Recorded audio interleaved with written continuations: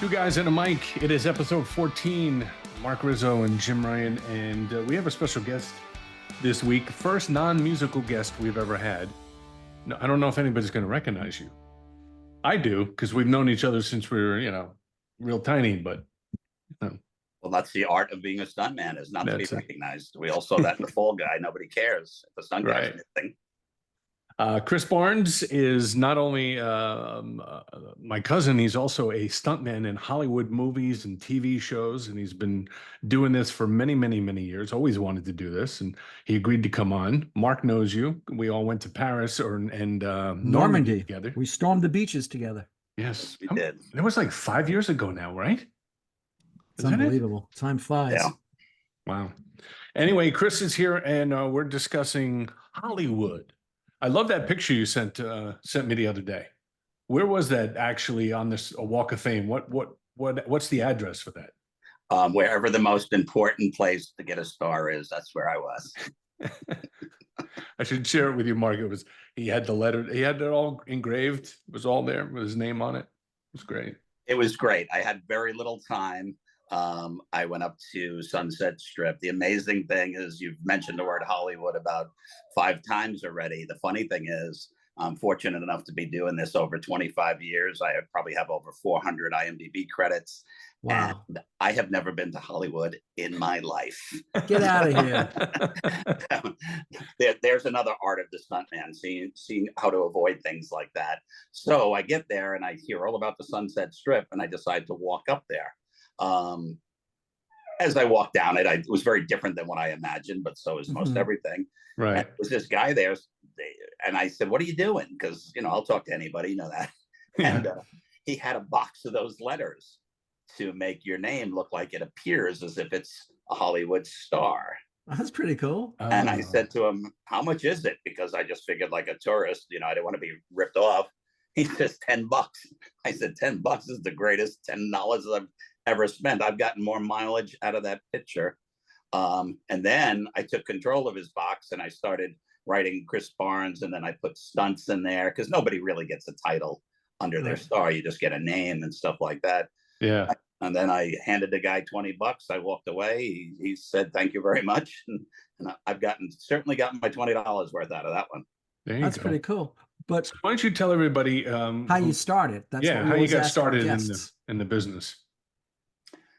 How I got started in this business. Well, I don't know if they want to be bored as you and me driving trucks trying to figure this out together. Yeah, I know.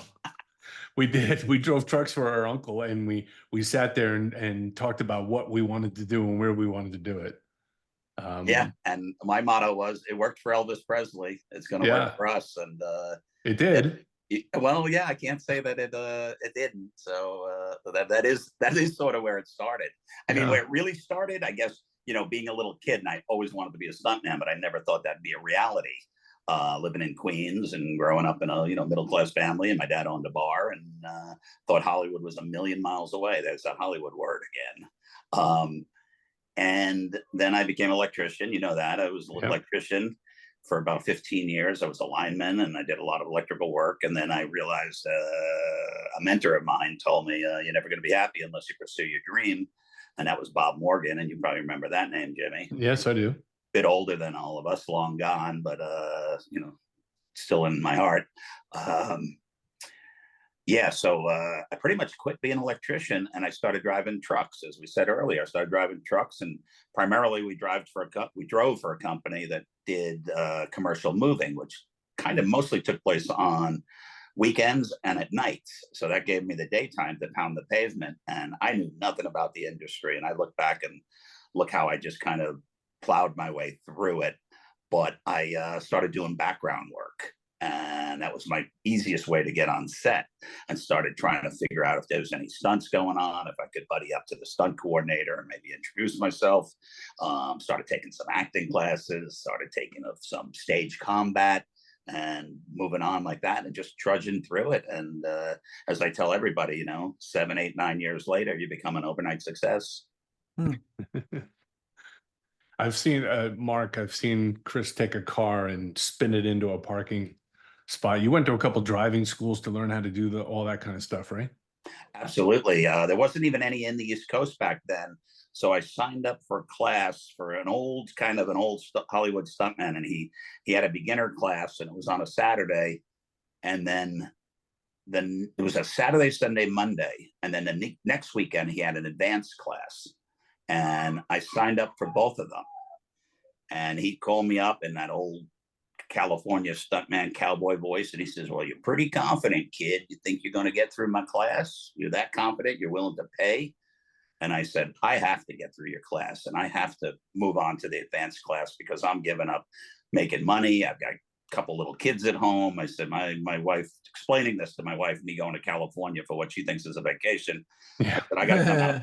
I need the express on how to drive a stunt car and drive it well. And funny enough, that was Bobby Orr, famous, stuntman, super famous car driver. I'm still friends with him to this day.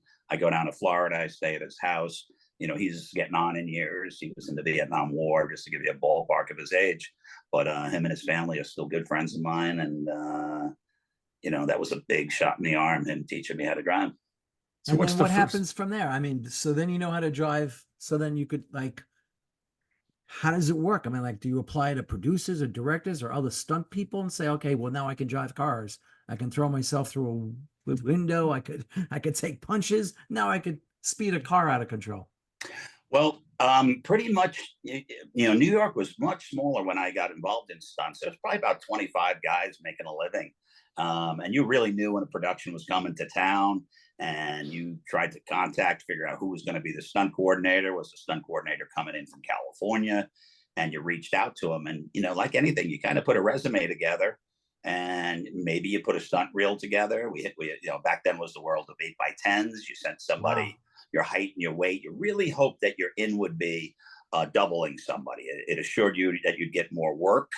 And that was a way to get picked, even if you weren't on his top 10 list, but I had the right height and the right build and the right look and maybe the right haircut to double one of his actors. That would be a really good in. So, you just have to trudge away and send out those 8x10s. And like I said, pound the pavement. You used to go crash and what we call hustle sets. You'd get on set and you'd say, "Hey, is the stunt coordinator around?" And if he wasn't, or he could see he was super busy, you had an envelope with you with your 8x10 and your resume. And you just tried to introduce yourself and, selling yourself. You're the product. Yeah, it's kind of like what radio was exactly. too. You send a demo air check around and a resume. Somebody picture. Yeah. So what was the first TV show or film that you worked on? Well, it was kind of funny. Getting back to your guys' world, it was the 90s, and there was a lot of rap videos. If you want to, I guess that's what they were. They were rap or hip hop type videos that were going on in New York. And there was opportunities there because some of them were non-union. I don't know if I had my SAG card yet for the first one. And I bumped into a stunt guy who was kind of overseeing them. And I made a very good New York City cop at the time. I looked the age, I had the right look and everything. So I am a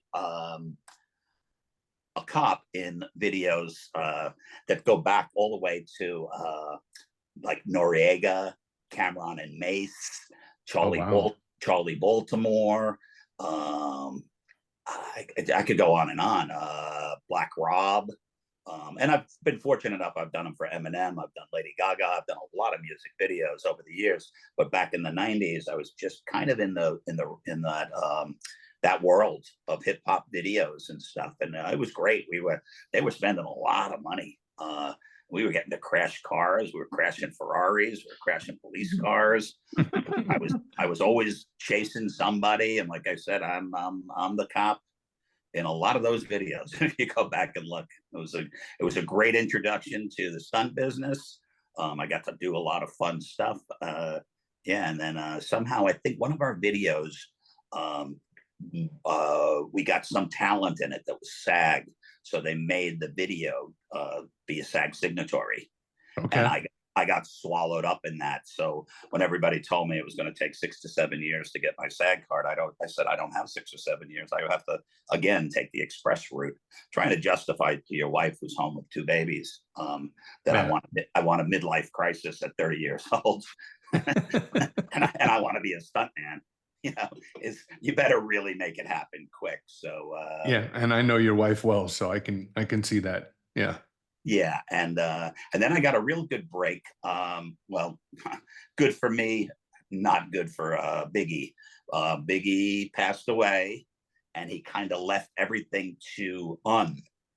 You might know these guys better than I do. And Un was in charge of promoting Charlie Baltimore and a whole bunch of people. And I kind of got hooked up with Un and those guys, and they kind of dragged me along with them to the point where I was on planes with them going down to MTV, and it was pretty cool. It was like I said, it's very unfortunate why it had to happen, but the fact that kind of Un was in charge at the time, I think what he did is he grabbed Spike Lee's number one, Mike Ellis, if I think that name's correct, and he made him like the first AD. And if I have that name correct, Mike, it was a long time ago.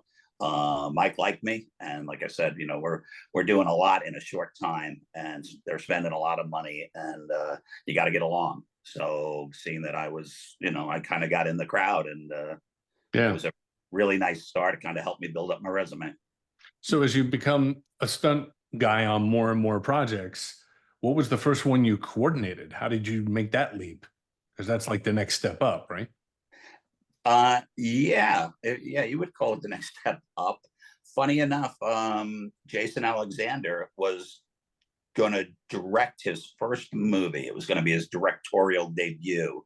I think it was called Cherry Pink, and then they changed it to Just Looking, if I recall, was the name of it. And they called me up because me and my brothers, some of our history, we had an old 1956 New York City police car with the all painted green, white, and black, the traditional colors. And they called me up and they said, hey, you want to rent your car? We need it. We're doing a period piece. It was about a young boy growing up in Staten Island in the late 50s. And I said, okay, what do you need it for? And they said, oh, this new film. And I said, who's the stunt coordinator? And they said, oh, we don't have one yet. Do you know one? And I said, yeah, well, I can coordinate, the film for you. Yeah. And they said, great. I guess so we're going to send you a script, and you read the script, and we'll have a meeting, and you tell us what you feel you need. Well, thankfully, it was not Mission Impossible, ironically.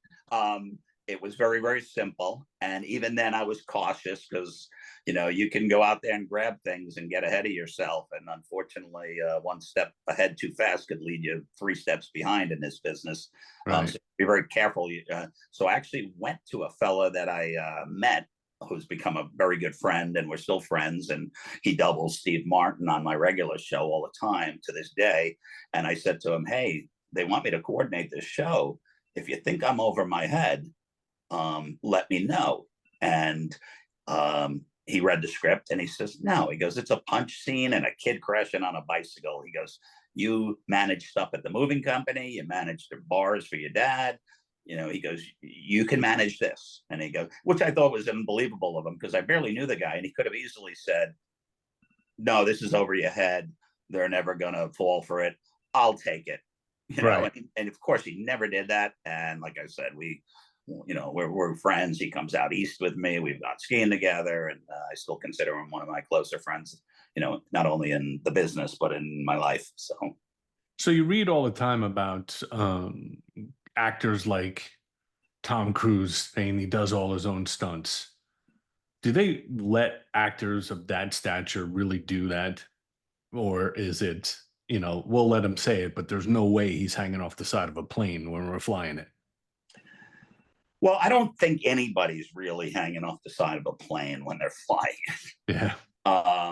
But if I have, like I said, it's not something I delve into. I kind of stayed away from the big Hollywood thing. I decided my wife didn't marry a stuntman, so I was never going to subject her to that life. When I got into the business, everybody had been married 3 times. Everybody, kids were spread out all across the country. And I just said, I'll stay home. I'll pick up my electrical bag. I'll dig a ditch. I'll do whatever I have to do. I'm not patted myself on the back, but I just stayed kind of away from that. As I understand the story, because I've never met Tom Cruise, but I've certainly met Paula Wagner, who is pretty much, in my eyes and a lot of people's eyes, she's Hollywood royalty. Paula is the one who discovered Tom, if I have this correct. She had an ad agency, and the only reason I'm telling you this whole long story because it leads to where we're going. What happened was she started repping him. Tom started getting very popular. If you look back now, I think if you look at the original Mission Impossibles, it's Wagner Cruise Productions. And the whole reason, my understanding, is that they formed their own production company because nobody would let Tom do his own stunts. So, yeah, you just absolutely, the deal. Don't hurt the quarterback. Can't hurt the quarterback. Right. Sure. But in this case, they got together and just said, you know what, nobody's going to tell me I can't do my own stunt. So I got to give it to him. I mean, I saw the making of that last thing he did with the motorcycle. And Jim, yes, he did take that motorcycle off a cliff and he did pull a parachute and he did do all that. And, yeah, I heard he did some of the flying in Top Gun. And then I thought I saw a story where Matt Damon said that very thing you were just talking about. He had it all mapped out. So he went to the safety guy and said, I want to do this. And the safety guy said, you can't do that. So I fired the safety guy and got another one. That's the story I heard, or at least that's how Matt Damon told it. Well, it's sort of like that because he's the guy. If he's running the production company, he's hiring the safety guy. So I guess, he can do what he wants. Sift through them until you get one that you say I'm paying for it, and it's you don't have to insure me, but he absolutely did that motorcycle over the cliff, jumped, skydive, pulled a chute. So I got to give it to him. I thought it was BS 15 years ago, and a lot of actors think they're doing the stunts, and because you say, oh, big stunt day today. Now, literally, the stunt guy, the actor might do the lead up. And then we might throw somebody on the motorcycle to slide underneath the vehicle. And then we finish with the actor with his leg underneath the motorcycle with effects making smoke. And he comes in and pulls his head up like he just slid under the bike successfully. So in truth, they're a part of it. There's no doubt there's a part of it. Yeah. But they're not doing and how much they believe. And like I said, a lot of them are probably more than capable of doing it. But, you can't risk it. They're just too valuable of a commodity, on set. There's been incidences. I think one time I literally was talking to Christopher Reeves before his, accident. And he said, how irresponsible was it once when he got hurt on set? He didn't realize that he put 80 people out of work instantly. Because he got hurt doing something that he had said he had done every day in his life, not every day, but he had done so often. And then all of a sudden he decides, yeah, I can do it. Well, meanwhile, there's probably a stunt guy there that day allocated to do it. And he just said, wow, he goes, it was very irresponsible. And this was like long before the injury, the long-term injury. Back then. Yeah. And he just said, wow. And I couldn't believe how here, when I was interviewing him because I was doing that E&G stuff, trying to get in the stunt business. We were interviewing him now while he was sitting in a wheelchair, totally incapacitated. But he was talking about a previous incident that he had that he didn't realize what a responsibility he had to about 85 people and 85 families. And you know what? Next time I'm just going to let the stunt guy do it. Two guys and a mic. It's two guys and a mic. Jim Ryan with Mark Rizzo and Chris Barnes, who happens to be my cousin and a stuntman. We're talking about working in that field of movies and television. Go ahead, Mark. You had a question. Yeah, I was going to ask him, has there ever been a stunt that you said, I'm just not going to do it, or I'm not going to have somebody do it? It just is too crazy or too dangerous, or I'm not going to take that type of a risk?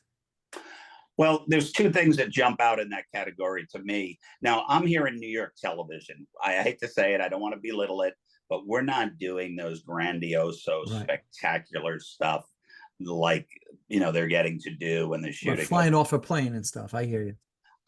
There's not much I could do. Finally, I can tell you the one, and it's not probably as grandiose as you're looking for. I had to play a dead bus driver in a bus that flipped upside down in the water. And I had to do everything to get through that day. And not only was I the dead bus driver in the bus, strapped to the seat where the little girl's going to swim by me and swim out the windshield, my three boys are in the bus playing young stunt performers, so typical kids in the bus.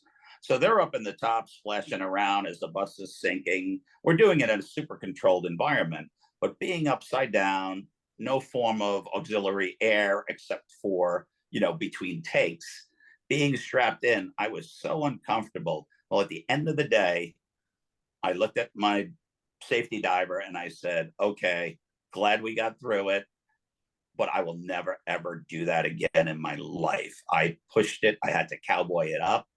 I pushed everything I had.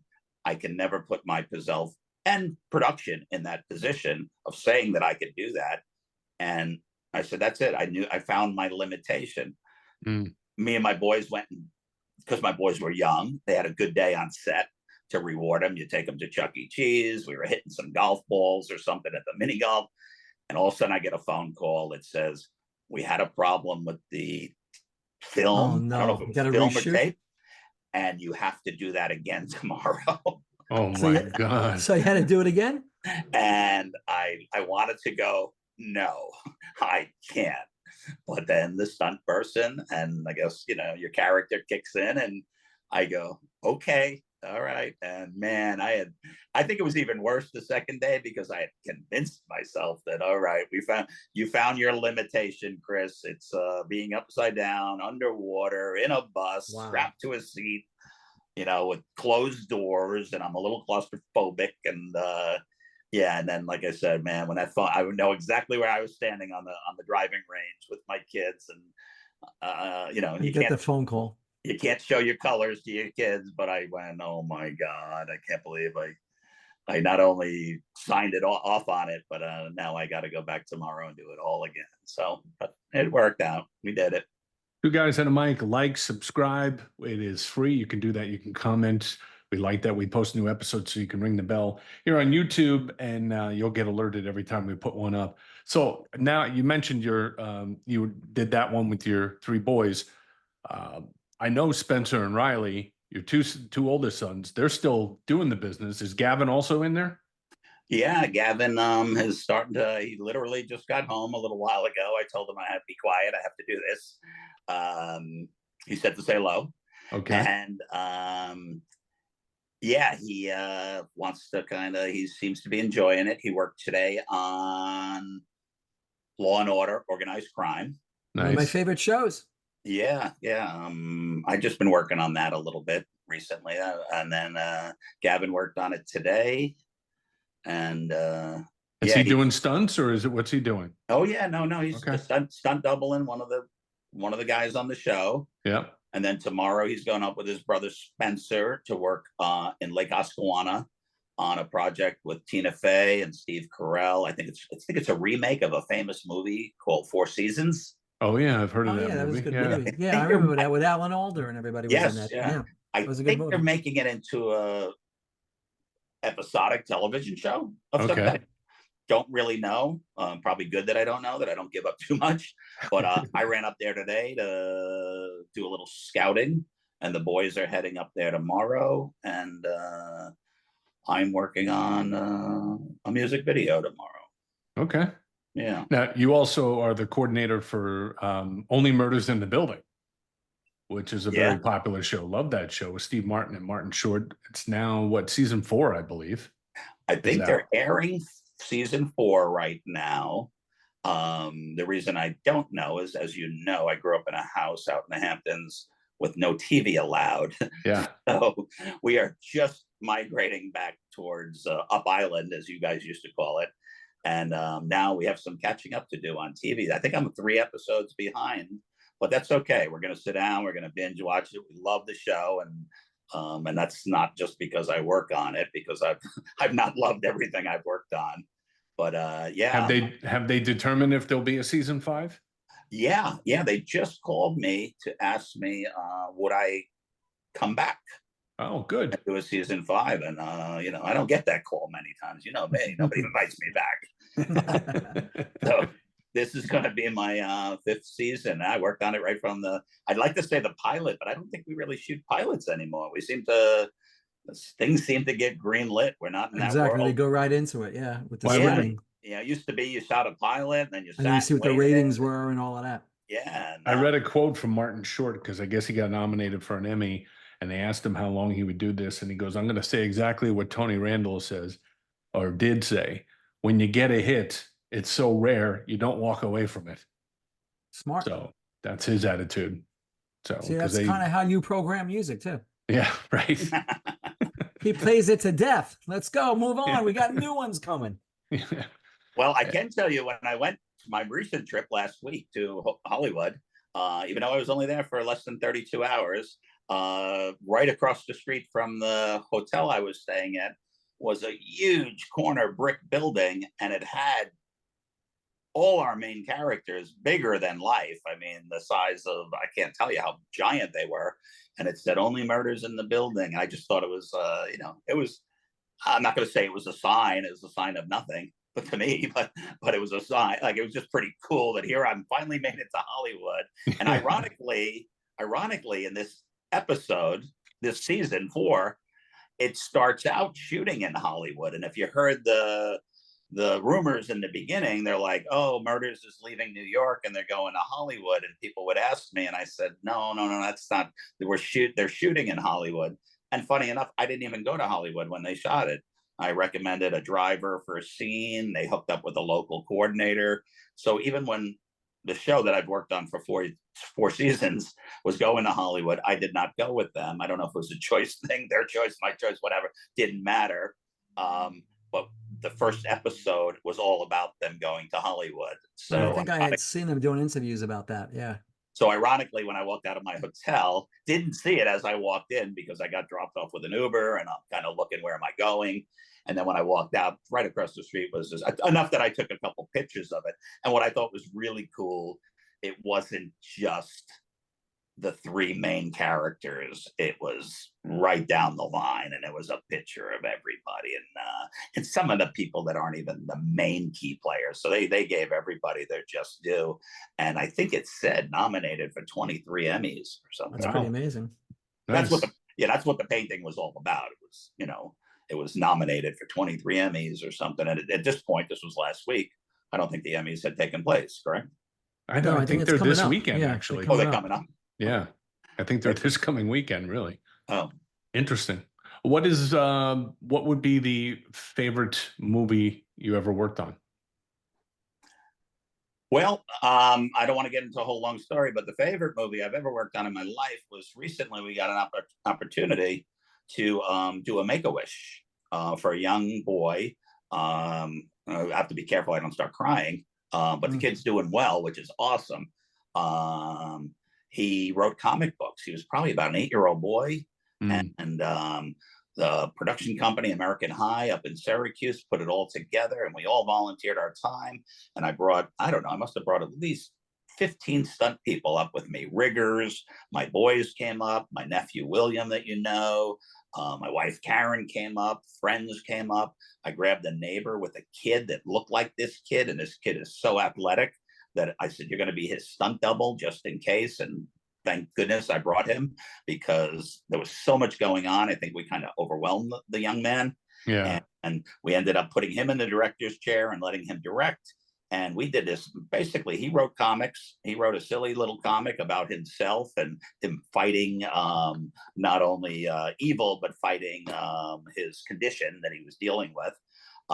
And we made a 20-minute film. We had a debut up there. We hired paparazzis. They had limos.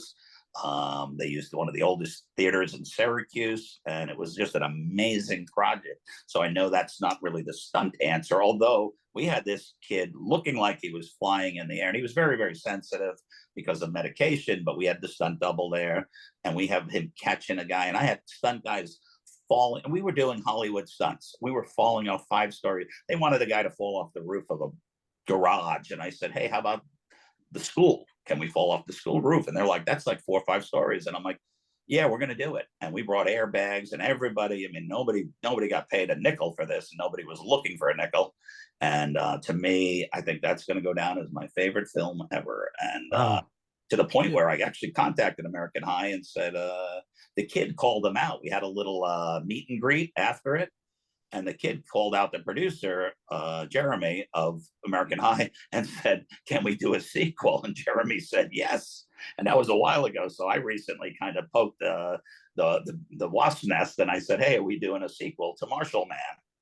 And it was legit. It's on IMDb. Oh, It was SAG and everything. Like I said, I think everything got wavered, so nobody had to get paid. But it was amazing. Even the Make-A-Wish people said this is the most people we've ever had involved, because you're looking at like 90 people.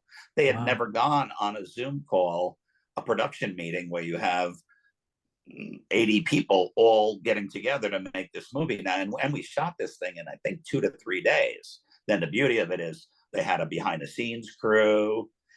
So then when we did the premiere, we not only they showed all the behind the scenes work, then they showed the short film, and then they actually brought big comfortable chairs out on stage, and they did a question and answer session. So it that was sounds pretty special. yeah, it's a long answer to your question, but Nice. that was probably the most amazing and memorable film that I'm ever going to be involved in, and for good reason. So Only Murders in the Building, I guess you guys do what, about 10 episodes a year, right? 10, 11, Yeah. something. What's the shoot schedule like? I mean, do you shoot 6 months ahead of time, 3 months? How's that work?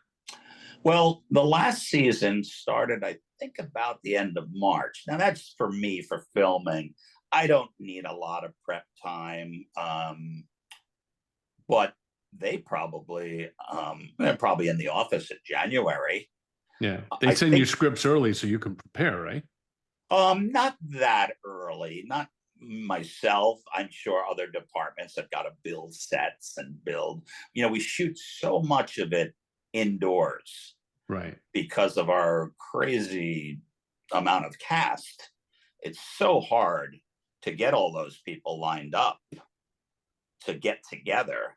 Right. I mean, even Steve and Martin are on tour. Selena's performing. All our other cast, I mean, they're not, nobody's just working on our show, as you Right. know. Right. So we've even done scenes where we're 5 people on this side of the table are talking to the 5 people on. Well, guess what? They figure out what 5 are available this week, and they put them on that side of the table.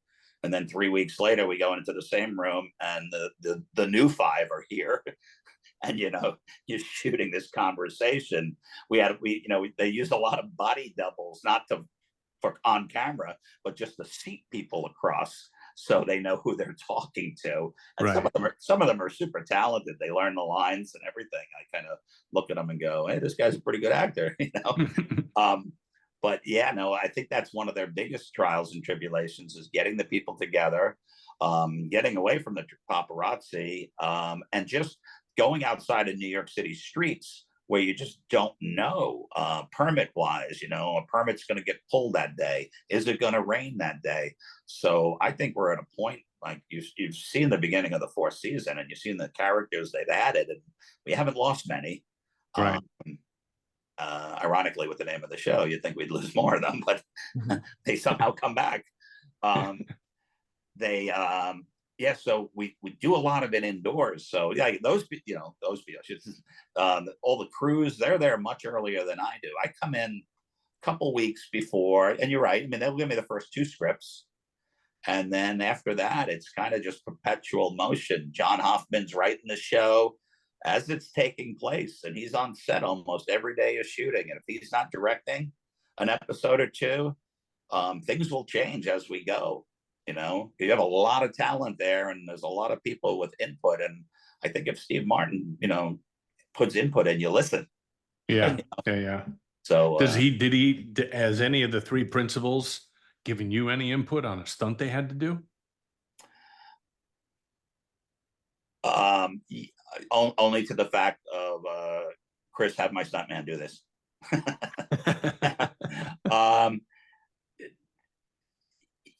I can't really say that off. I mean, not I can't say it. I don't recall. I think they have a lot of faith in me. Okay. Yeah, I just Interesting. well, Tim Gallen's been that's my friend that I was talking about all the way back from the Just Looking, Jason Alexander. Yeah.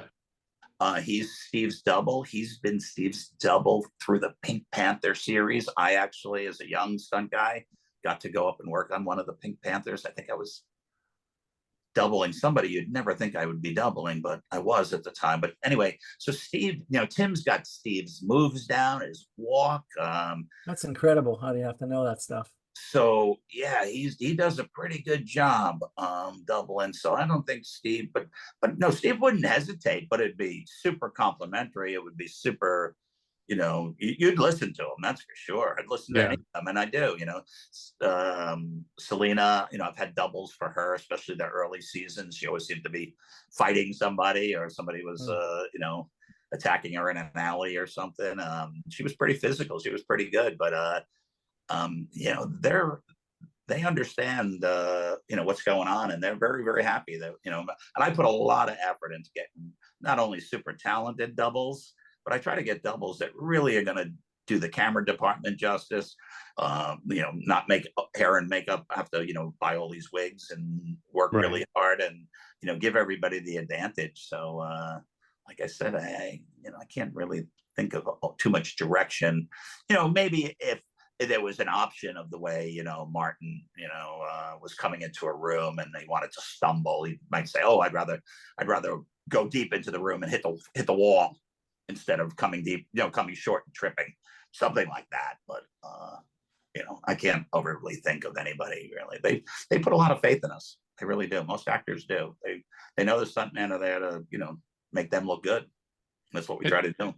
Hey, wait, I just wanted to ask, have you ever been in a situation, I know Jim and I, when we deal with artists and stuff like that, have you ever been in an awkward situation where an actor is throwing a hissy fit, or there's drama with the actor and the director, and it's just a horrible scene to be a part of that you don't want to be there, and it's someone's either being a prima donna or just giving somebody a hard time? I can't really say that's really happened. I was on one shoot, and there was a young girl, and super attractive, super popular. Of course, I didn't know who she was, but I heard my reputation, because you have to do your homework, you have to know who you're dealing with. And she was just being miserable to everybody. And I said to somebody, I go, she's not going to last. She won't be here next year. Don't worry about let's get through the day. Like, she'll never. And they go, "Oh no, she's the star in Wolverine," or I shouldn't even say that. She's the star in whatever was like the biggest hit at the time. Wow. And I go, "Yeah, no, that doesn't matter." I go, "We work too many hours. We work close together. We eat our meals together. I go, you have to get along with people." It's that same question people ask you, kind of what you're saying. Oh, who's not fun to work with? Who's not this? I truly believe, sometimes that happens, but it's not. You work too close with people. We work too many hours. We have to get along. Yeah. So there's not a lot of people out there. I always say it's the people who are wrangling them. It's the people who will not have a job if they decide to take a long vacation. It's the people that surround them. I don't think Bruce Willis has ever walked away from a table and not left a tip, but he might have expected his wrangler. Exactly. And because his wrangler didn't like the look somebody gave him, or forgot, then it falls on Bruce Willis. Oh, he had a $10,000 bar tab or dinner tab with his family, and he didn't leave a tip. I doubt if you went to Bruce Willis, he'd go, "Absolutely, here's my credit card. Go back and give that person a big tip." It's the same in the music business. Like, countless times you go to interview somebody, and you'll hear from management or their handler or their, whoever, "Oh, you only have 10 minutes. Don't ask this, don't do this, don't do that." And it's usually not the artist that wants to be the bad guy. They make the manager be the bad guy. Yeah, I had to be the bad guy. We have another interview. We have to go. Blah, blah, Right. blah, blah, blah. Right. But what he was talking about at a restaurant once, I was with an artist and a manager, and I think we were picking up the bill, but they wouldn't let me leave the tip, because they said if it wasn't what they would expect the artist to leave, he would get the bad rep. So the manager made sure he left a very big tip, so people would say, "Oh, so and so was in this restaurant," and they're gonna say that the cheap record guy didn't leave a good tip. They're gonna say the artist, "Oh, he ate here," and they stiffed the waiter. So the manager made sure he probably put down a couple $100 or whatever. That's interesting. See, You I would have guys, handled that different. I would have let you leave the tip, and then I would have put a little extra on top of it. But then it would have been a big tip total. Yeah. But Yeah. Well, but the I record company was paying, but he didn't but I want to would have let risk the you chance. leave. I would have let you leave the brunt of it. That's funny. Well, that's why they have more than I do. I guess they still figure that out. But that was funny. That's funny you said that. But I mean, Jim and I always talk about it, and I think in past podcasts we mentioned artists that were not great to work with, and you obviously addressed that there really wasn't anybody had a hissy fit. But what about like the best actors you worked with? Are there people that are just more superior and just nicer? Because I used to hear great stories about James Gandolfini and how he treated everybody extremely well, and he wasn't, this big untouchable type artist. Yeah, I did quite a bit of Sopranos, different parts, some coordinating, a lot of water work. Every time he bought a new boat on the show, which was a few over the series when they took dead bodies out into the water and things like that. I was fortunate enough to work. I'm not going to tell you Gandolfini jumped out at me, but what I can is, and I hate to say some of these names because then you're kind of like, I'm aging Mike Brackett, but Robin Williams was amazing. And I met him a couple of times. He was a very nice guy. Henry Winkler, the end of the day, he stops, walks around, maybe pre-COVID, would shake everybody's hands and thank him. When he was on Royal Pains, I worked on that show all the time. He would walk around and thank everybody. Mila Kunis, super, super grounded at the height of her popularity, which is probably even more so now than ever. I'll bet if she saw me on the sidewalk, she could give me a big hug and say, "Hey, Chris, what's up?" And yeah. Mila, Robin, Henry Winkler. I sat with Ed Asner once, and again, like I said, besides Mila, I'm kind of dating myself, but these were just professional actors, and even now, Chris Maloney is amazing. That's my show. We just spoke about that. Yeah. I was just one-on-one with him, just him and me met in a parking lot in the back of a New Jersey Costco, and we worked on him. He's so intense, even though we knew we'd never really let him drive the tractor trailer. Safety people, of course. Chris wanted to drive it. Chris was super capable of driving it. But because I have a tractor trailer license, hence from Jimmy and me driving trucks to formulate our careers, I do a lot of truck driving now, which is really good. I'm not the size of a stuntman anymore. I'm not the age of a stuntman. So I certainly can fill the bill for, I've been the garbage man on the new Walking Dead, Deadpool, which is in Boston. That's cool. And I don't ever have to get out of my truck. And I think that's probably by design. They got two young guys that ride the back and they pick up the bodies. And I'm the guy that drives the truck down the street. And my truck has a big cow catcher on the front. And I knock cars out of the way. And so nice. I'm the garbage man now. I'm the bus driver. I'm the garbage man. But it's a great, part of my career. I kind of laugh and I tell people I started learning to drive trucks and then I parlayed it into tractor trailers and stuff. And I did it to get in the business. And now I'm kind of known. I get calls when productions come in from out of state and stuff. And they go, "Here, Chris, we hear you're the truck guy. You're the 18-wheeler guy. You're the guy with the Class A tractor trailer license. Can you drive our city bus?" I do have bus driving certificates, which are different. I have every certificate for driving anything big. And like I said, I get on the Spider-Mans. Every time you see Spider-Man land on a city bus roof, and sometimes you'll see the reaction of the bus driver looking up, and because he hears it. I've driven the Ninja Turtle garbage trucks. I've one of those big command police RVs that come rolling into the scene, or a SWAT truck or something. So it is kind of ironic that I tell people you never know what path you're taking. But because I became a truck driver by profession, it's now really kind of a nice, I'm not going to say an ending to my career, but it certainly fits nice with the water work we do. And I love being in an accident and a crash. I just, on organized crime, I just hit a pickup truck in an intersection, and they're like, "Hey, what kind of equipment do you need in the tractor trailer?" And I said, "Nothing. I'm hitting this thing with a 35,000 ton, not 35,000 pound truck. I'm hitting a pickup truck that's 5,000 pounds. I don't need a roll cage, and I'll wear a seatbelt and all that stuff. But I kind of love being in the big rigs. I'm higher than everybody, and I'm safer than everybody." That's cool. guys That and a mic. organized crime. I'm sorry, Jim, and we keep stepping It's on okay. each other. Two guys and a mic. It's our weekly podcast, usually about music. Today we stepped out a little bit and did something different. My cousin Chris Barnes is here, and he is a stuntman, and he's worked on TV, music videos, movies, and he's only been to Hollywood once in his entire career, and it Last wasn't week. that long ago, last week. So really appreciate you doing this and stepping in, and this has been a lot of fun. We do a top 5 every week. I didn't say or tell you, Chris, what it was going to be because I figured you could just rattle this off the top of your head. But we're looking for the top 5 best action movies that you thought had the best stunts ever, even if you didn't work on them, but you just saw the movie. Okay, I'm going to start with number 1 because it just, to me, it was the original Rambo, and still in our time. And I know some of the stunt guys involved in it, but that scene, and if you guys are familiar with the movie, where he was getting arrested for the first time in the police precinct, and they pushed him and pushed him and pushed him till he couldn't be pushed anymore.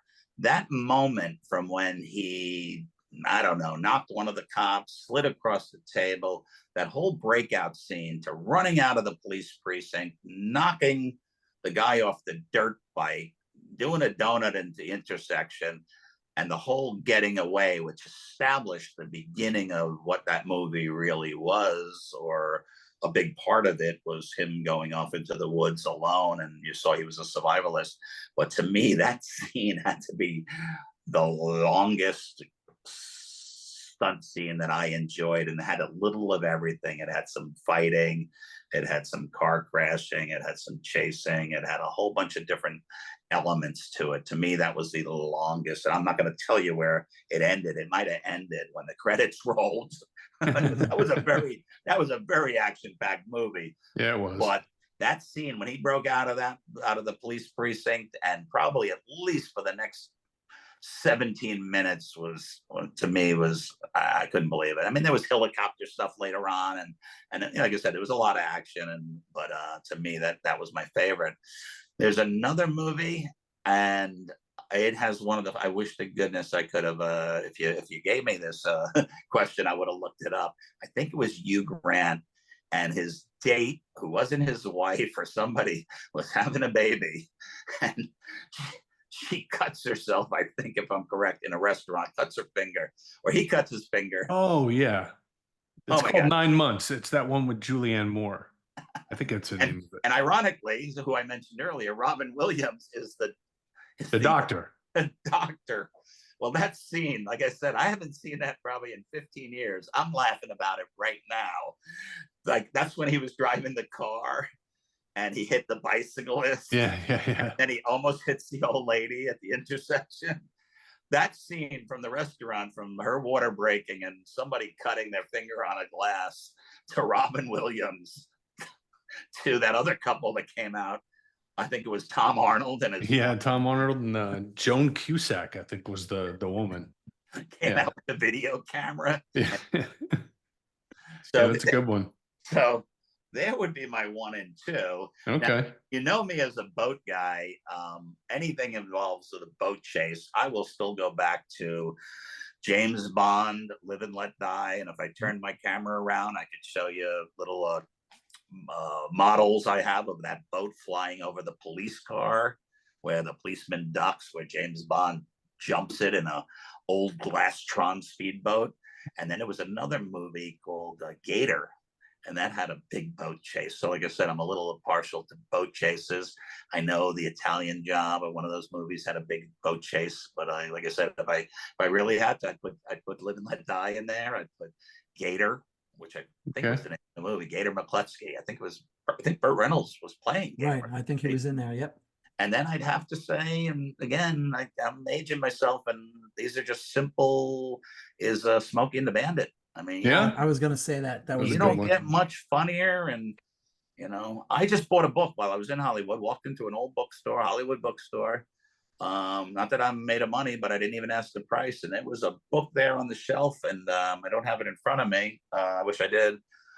It's 50 of the greatest stunt scenes in movies. And I have other books like this. And of course, they reference Bullet, one of the original first great car chases ever.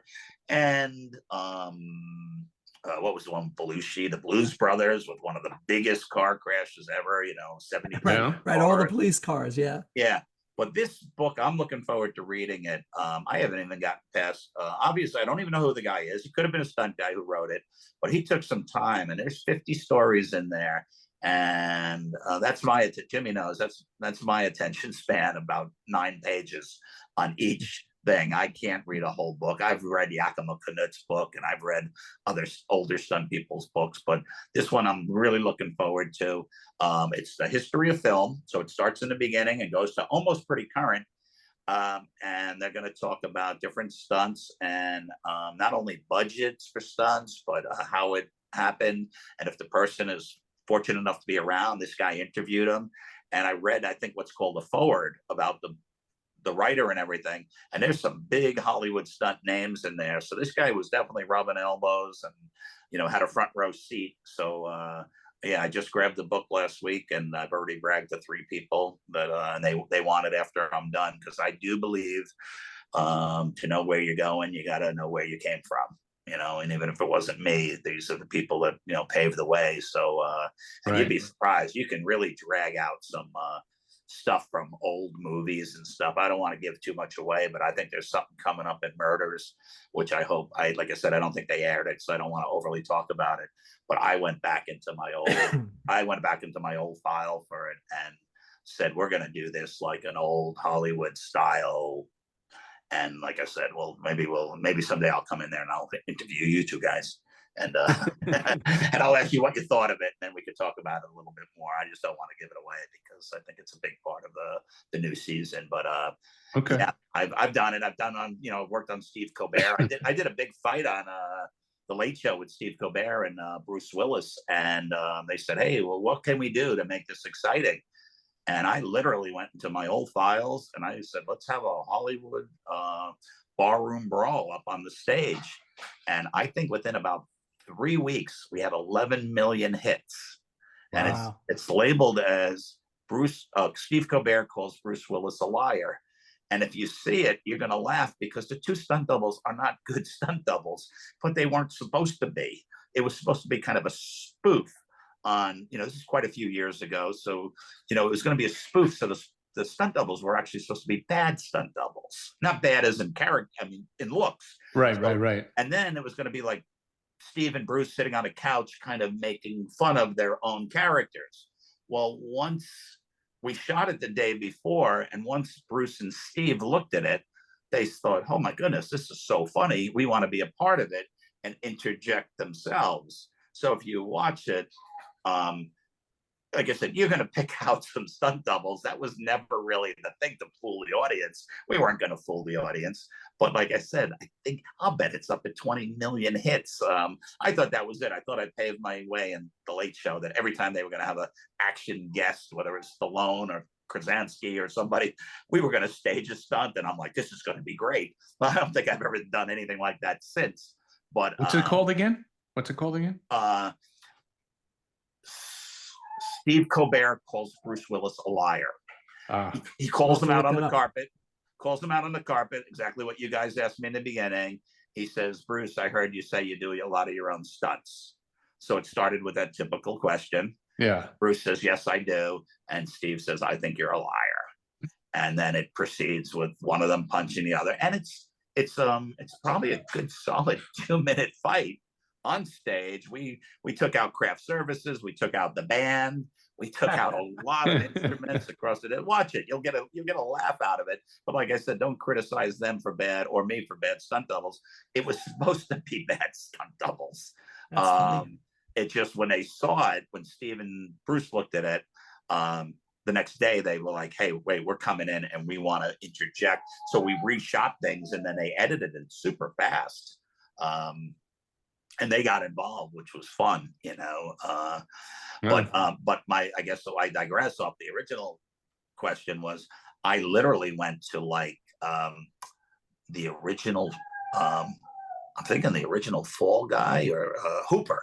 I went to the movie Hooper which Burt was about Reynolds. Hal Needham, great stuntman movie. And something that I'm living through right now is as you start to age out and the new guy comes in, there's that kind of, hey, I'm being replaced. There's that kind of jealousy factor. There's that kind of, you don't want to admit it, but you just got to know that, it's happening. And that's really what Hooper was kind of about, was Burt Reynolds was aging out and getting pushed out by Jan Michael Vincent. But anyway, there's a great barroom brawl in there. And I literally went right to that barroom brawl because I had seen it so many times and loved it. And right there on the stage, I had literally to the point where somebody runs somebody's Burt Reynolds' head into a jukebox. Well, guess what? I had Steve Colbert run Bruce Willis's head into the big bass drum on the band. So I stole that right out of there. I stole when they go flying across the table and Sally Field is eating her dinner. I stole that, and we set up a fake craft service table with coffee and donuts and breakaway stuff. And Steve goes flying across it. Like I said, I stole Steve dragging Bruce across his main desk there from the guy pulling the guy across the bar. And even to the point of it ends in a finale, and I hope you watch it, with Steve Colbert putting Bruce Willis over his head and throwing him off the balcony that's high above his desk. And we had a stunt guy do that, but everything was stolen from that fight, Hooper. And like I said, I'm not, my dad taught me, in the bar business, there's no such thing. You're not going to think of anything that I haven't done already. He goes, you're only going to recycle it, you're going to reuse it, or you're going to reshape it. And that's kind of how I use what my dad used to be a successful bar owner. I use in the film business. And I have nothing against taking ideas from great films and kind of twisting them and making them my own. And I'll give them credit. That happens in radio. Contests get reworked. Things. I mean, that's been for years. It's not like you're reinventing the wheel. You kind of reshape it and repackage it and bring it into the time, so to speak.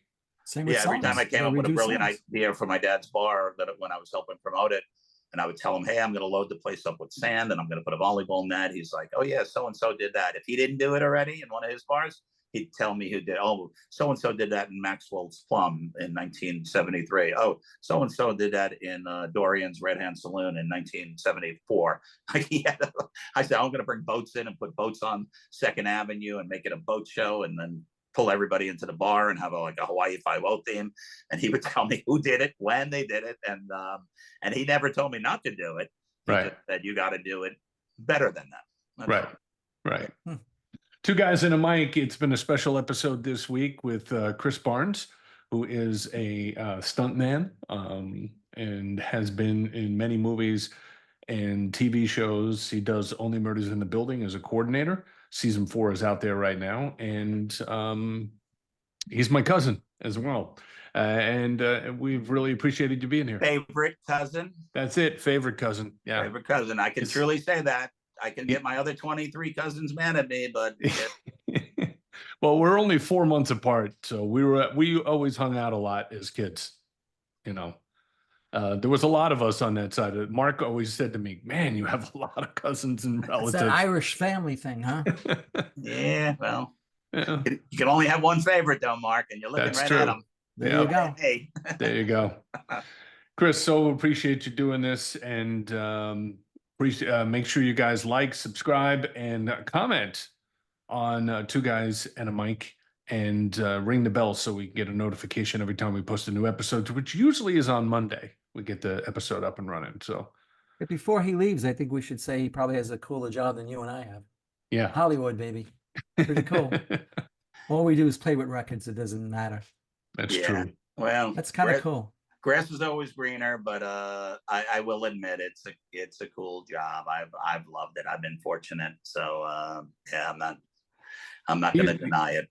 Chris used to call when I worked at a radio station on Long Island, and he would call. I was there and try to get me to put him on the air. Hey, How about fire? Have you ever set yourself on fire?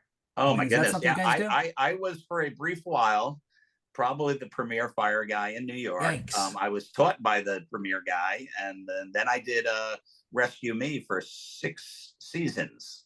Wow. And pretty much anybody who was on fire, near fire, or around fire. That was I you. didn't do special effects fire. That was on them. But boy, I was at the top of my game. I felt I had open communication with Gary Zeller, who was the inventor of the Zell gel, and Gary kind of helped me along. And boy, I would practice. I would try different accelerants, low temperature accelerants. I can tell you now, we did a big fire, and you'll see that coming up on Murders. I don't think that's giving away in it too much. We do a big fire, and I hired a local guy because times have changed, chemicals have changed, accelerants have changed.